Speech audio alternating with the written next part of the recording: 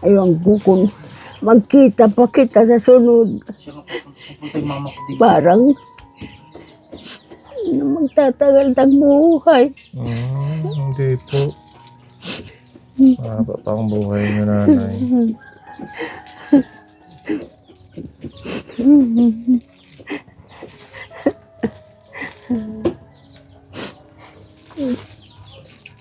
Aroy.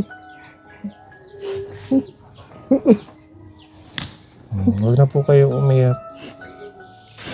Napayak lang tag buhay. Isipin niyo lang masaya, nanay.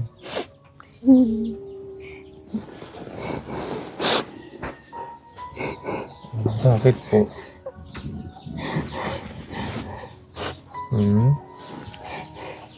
Napapayak lang ako sa kalagayan.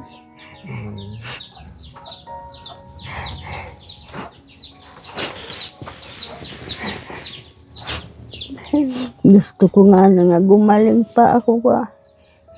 Para ko namang kasalanan. Mabait naman ako sa kanila. Oras-oras na alaala ko sila bago ako natutulog.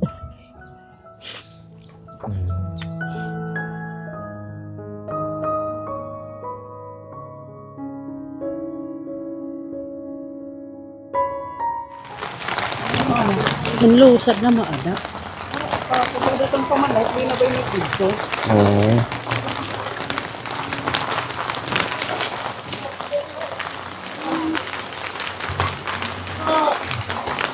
Ito pala si Lola din.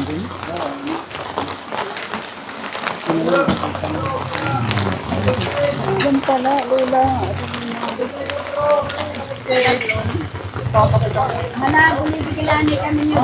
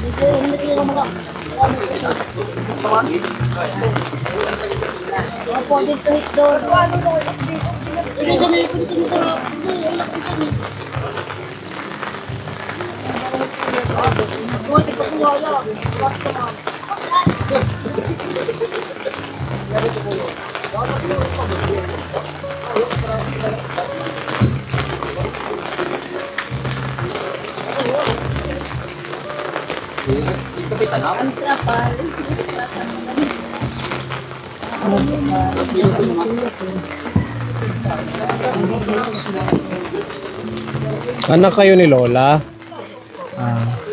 Pamangkin. Condolence po.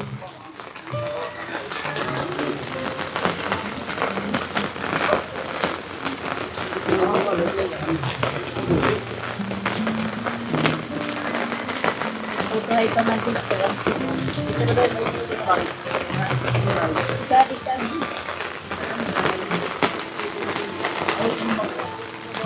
Sobra namang dahil 90. Sobra 90 na edad. Hindi, 80 plus pa lang siya. 88. Kala ko 90 na. Mabuti nga yung hindi nahihirapan. Pag ako nga, kahit lang ilang araw, 2 o 3, patay. Malakas ka pa, Lola. Kay kuan ma at balik. Magkadulo yung ano. Ayun, ang daan. Bakas siya dyan? Sakto kayo, puro lang mga kapal. Lagi kami ada dan kesimpulan ang kilo. Ini cuma ini. Oke, ganito. Ano ba?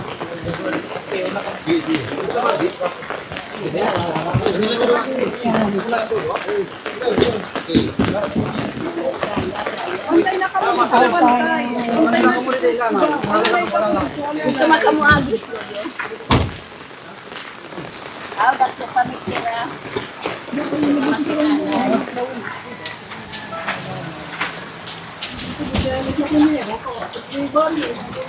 Oo.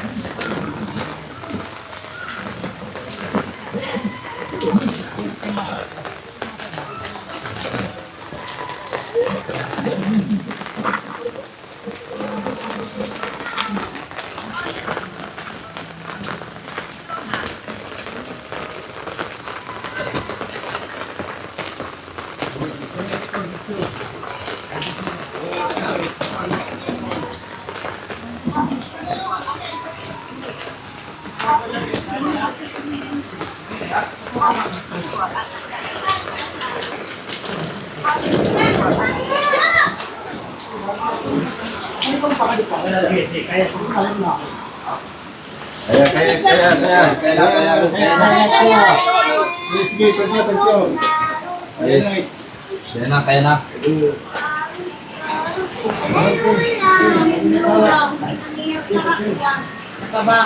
Nakabakit na eh.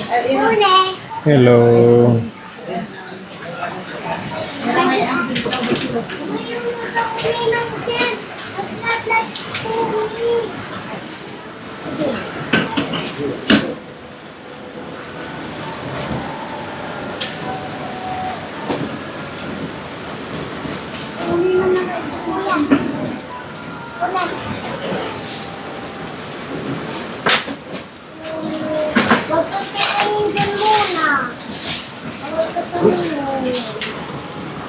Anak po kayo ni Lola?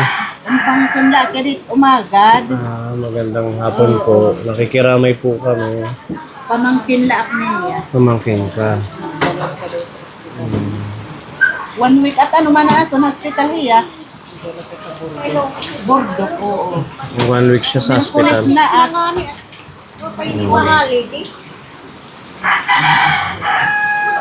wara na ang Tres Marias. Suro. Dos Marias na lang. Dos na lang dira. Ito si Lola. Nagpasama kami sa kanya. Nabigla ho kami kasi Ura ngayon kami baron na kumpay niya. hindi. Ang alam namin nung last vlog na pinuntahan namin siya, Magkusag pa ano?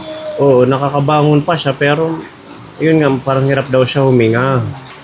Pero hindi naman, akala namin na dahil lang sa kailangan niya lang magpahinga. May tatabidihan iya. Ha? Ano itang iya? May tama sa lungs niya. Kaya mahirap na huminga. Bukod pa sa heart, meron palang problema sa lungs. Anya na, parang may ulcer na daw na malala. Malalang ulcer. Sabi ng anak ko kasi may anak ako sa Bordeaux na nurse. May ulcer daw na malalaan rin. Atay daman. Patay din. Oo. Malalaan rin. Ang dami palang naging komplikasyon. Kaya pala, Pumayat siya. sabi nila lumaki daw yung tiyan. Matigas yung pumunta kasi ako dito Huwebes. Kalalabas lang ng Wednesday ng gabi. Pumunta ako ng umaga dito. Malakas yung ano niya. Kakaganyan ko. Pero dito na siya nagstay sa anak niya. Oo. Kay lagi sila nandito, yung mag-asawa, sila nang mag-aalaga. Yung kasama niya doon sa bahay, yung apo niya. O si Jonard. Kaya dito na nila dinala. Opo. So uuwi yung mga anak niya. Uuwi daw. Mayroon nang umalis kanina, 2 anak na Oo. lalaki. Marami kasing anak. Oo. At least nakaano pa siya last year, nakabakasyon sa Manila, di ba? Nakabanding pa niya yung mga anak niya.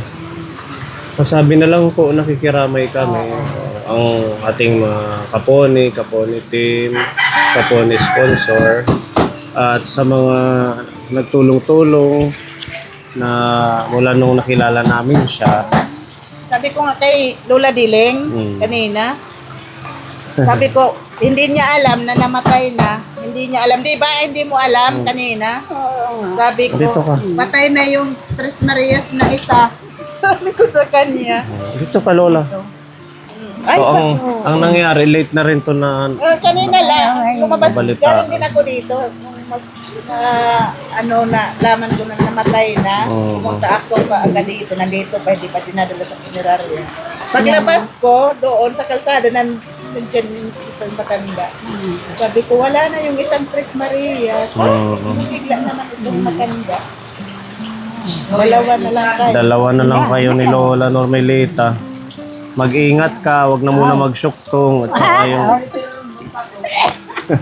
tsaka yung shimbut. Oo.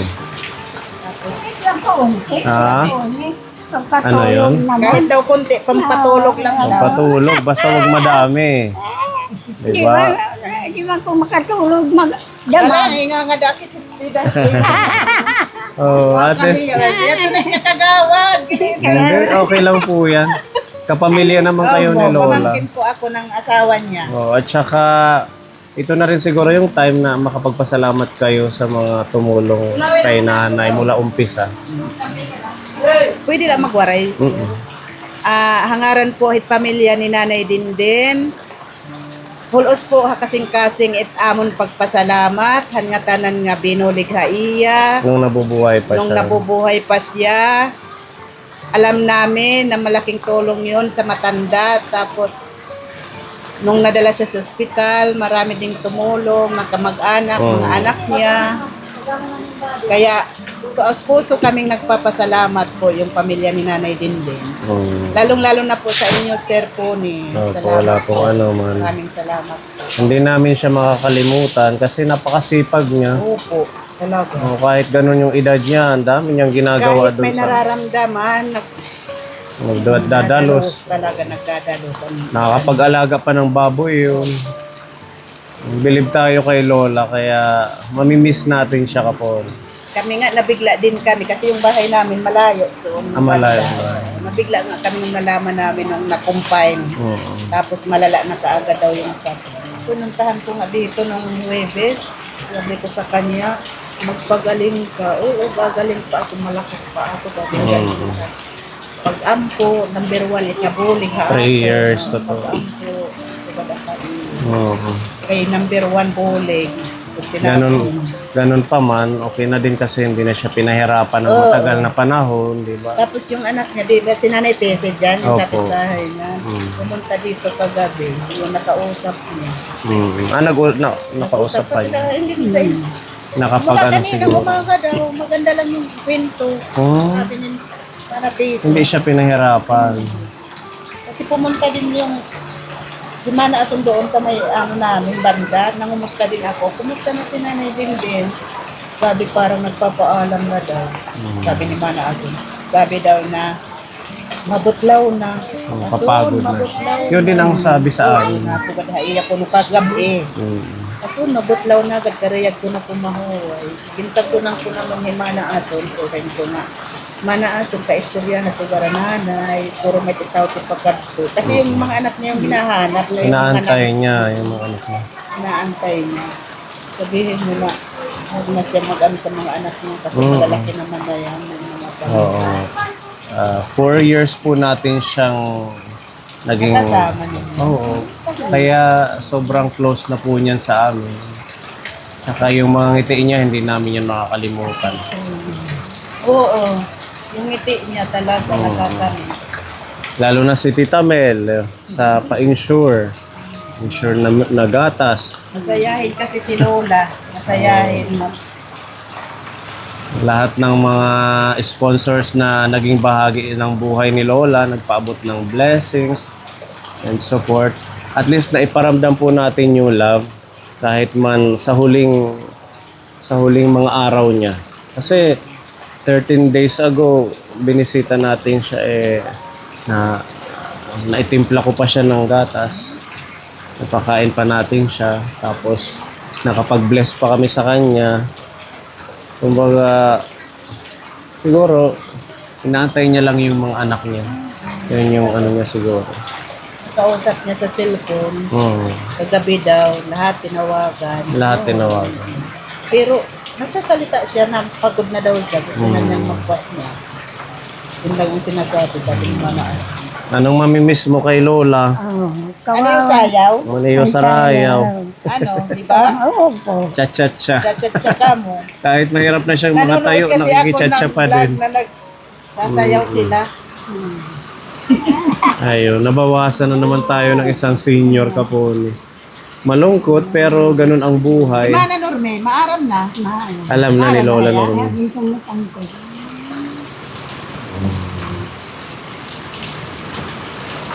Sige po, ano pasabi na lang sa mga anak niya. Kasi ano lang to na napadaan lang kami kay Lola. Nagulat kami na ayun, nakwento niya sa amin. Pumanaw na. Anong pangalan niyo at nanay? Kagawad po ako ng surok, Maria Juana Dalina po. Silay. ayan, Silay si- Takpalayaw. Oh, kagawad Kagawad sila. Silay. Opo. Thank you po sa oras niyo. Ano? Yung pumunta, sinamahan ko si Manate si Manghiram ng tent. Ah, ito. Napalitan pa naman ng pagko. O kasi start ngayon, ano, malaman. At least may bubong kahit umulan. Nakikiramay kami kuya. Salamat po. So darating si nanay. Kailan? Lunes po eh. Sa Lunes. Kasi pinadala niya siya ng ano eh. Pera ng kapatid ko. Galing ibang bansa. Siya ba mamamasahe? Ay, yeah. Anong sabi ni Lola nung huling usapan nyo? Mag-ano daw. Magtino daw. Tapos mag-ano daw. Babaldo sa ano. Sa autos. Ngayon yung mga habili niya sa'yo. Ngayon sabi niya eh. Sabi niya kasi di ko na daw kaya eh.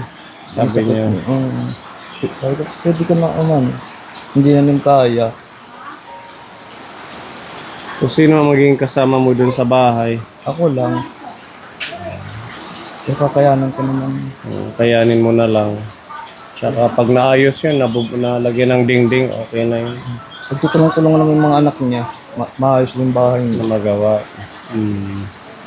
Para meron kang titirahan. At saka naiwan sa'yo ni Lola yung mga tanim niya.